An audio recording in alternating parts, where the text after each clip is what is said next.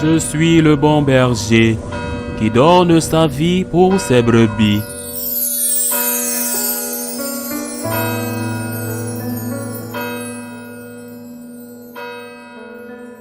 En ce temps-là, comme le nom de Jésus devenait célèbre, le roi Hérode en entendit parler. On disait, c'est Jean, celui qui baptisait. Il est ressuscité d'entre les morts, et voilà pourquoi des miracles se réalisent par lui. Certains disaient, c'est le prophète Élie. D'autres disaient encore, c'est un prophète comme ceux de jadis. Hérode entendait ces propos et disait, celui que j'ai fait décapiter, Jean, le voilà ressuscité, car c'était lui, Hérode, qui avait donné l'ordre d'arrêter Jean et de l'enchaîner dans la prison à cause d'Hérodiade, la femme de son frère Philippe, que lui-même avait prise pour épouse. En effet, Jean lui disait, « Tu n'as pas le droit de prendre la femme de ton frère. » Hérodiade en voulait donc à Jean, et elle cherchait à le faire mourir, mais elle n'y arrivait pas, parce que Hérode avait peur de Jean. Il savait que c'était un homme juste et saint, et il le protégeait. Quand il l'avait entendu, il était très embarrassé. Cependant, il écoutait avec plaisir. Or, une occasion favorable se présenta. Quand, le jour de son anniversaire, Hérode fit un dîner pour ses dignitaires, pour les chefs de l'armée et pour les notables de la Galilée. La fille d'Hérodiade fit son entrée et dansa. Elle plut à Hérode et à ses convives.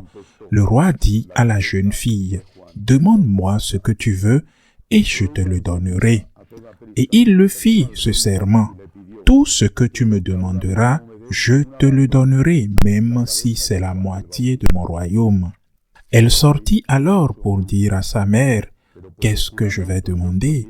Hérodiade répondit, « La tête de Jean, celui qui baptise. » Aussitôt la jeune fille s'empressa de retourner auprès du roi et lui fit cette demande. « Je veux que, tout de suite, tu me donnes sur un plat la tête de Jean le Baptiste. » Le roi fut vivement contrarié, mais à cause du serment de ses convives, il ne voulut pas lui opposer un refus.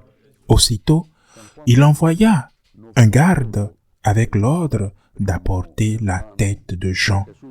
Le garde s'en alla décapiter Jean dans la prison. Il apporta la tête sur un plat, la donna à la jeune fille, et la jeune fille la donna à sa mère. Ayant appris cela, les disciples de Jean vinrent prendre son corps et le déposèrent dans un tombeau. Acclamons la parole de Dieu. Saint Jean le Baptiste ne fut pas seulement le cousin germain de Jésus, le parent du Seigneur, fils de Sainte Élisabeth. Il ne fut pas seulement le précurseur, l'ascète habitué aux dures pénitences, qui vécut au désert, qui prêcha la conversion et qui prépara la voie du Seigneur. Non seulement il fut celui qui donna à Jésus ses premiers apôtres, mais Jean le Baptiste fut peut-être le premier martyr de la famille, de la défense de la famille. Où était le problème? Si à cette époque, et à cette époque le divorce existait, si Hérode désirait la femme de son frère, il aurait suffi que le frère de la femme, Hérodiade, la répudie et qu'Hérode l'épouse. Mais le divorce n'avait pas eu lieu. Ils vivaient ensemble devant tout le monde comme mari et femme, sans que la femme du frère d'Hérode, dans ce cas, n'ait été répudiée.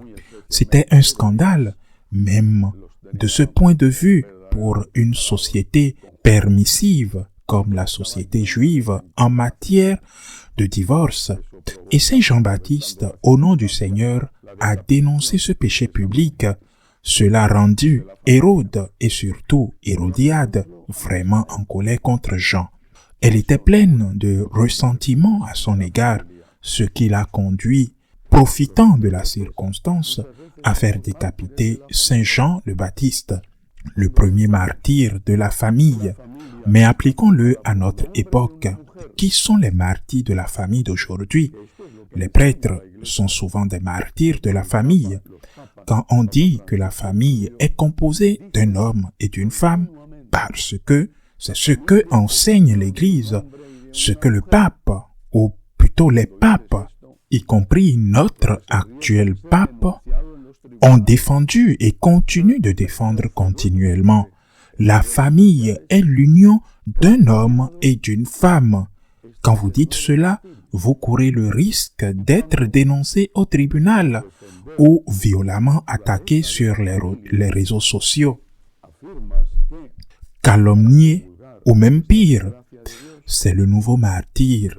Et quand, après avoir défendu la nature de la famille, vous affirmez que pour communier, il faut être en état de grâce, les catholiques, surtout, précisément, ceux qui ne sont pas catholiques ne doivent pas communier, évidemment. Mais les catholiques, pour communier, doivent être en état de grâce.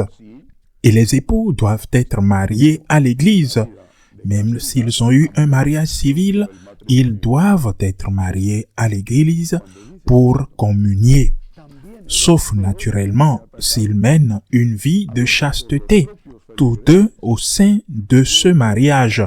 Quand vous dites cela, vous êtes aussi violemment attaqués, parfois par les paroissiens eux-mêmes qui veulent communier sans être en mesure de le faire, sans remplir les conditions nécessaires.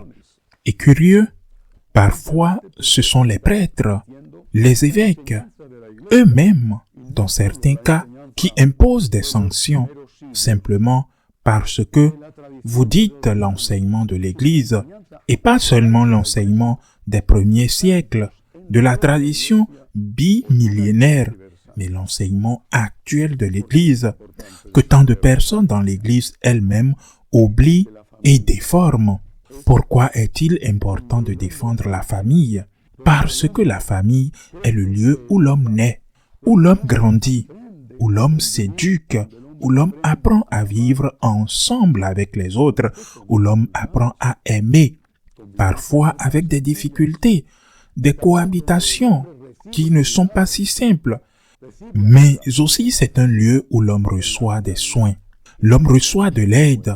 L'homme reçoit de l'aide en cas de maladie, en cas de vieillesse, ou même après la mort.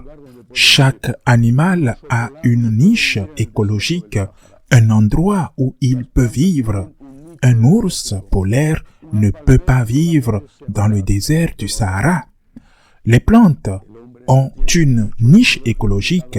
Un palmier, par exemple, ne peut pas être planté au pôle Nord. L'homme n'a pas de niche écologique liée au climat.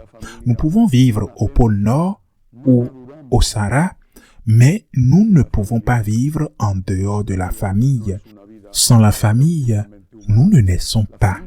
Sans la famille, notre vie n'est pas une vie authentiquement humaine. La famille est la niche écologique de l'homme. C'est dans la famille que nous rencontrons Dieu, que nous recevons la foi.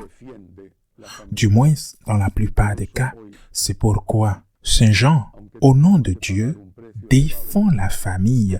Et c'est pourquoi aujourd'hui, même si nous devons payer le prix élevé, nous devons nous aussi continuer à défendre la famille contre ceux qui la déforment de l'extérieur de l'Église ou contre ceux qui, de bonne foi ou de mauvaise foi, ont confondu non seulement la nature de la famille, mais aussi les conditions qui doivent être remplies pour être dans l'état de grâce. Prions le Seigneur pour toutes les familles, en particulier celles qui souffrent pour de nombreuses raisons.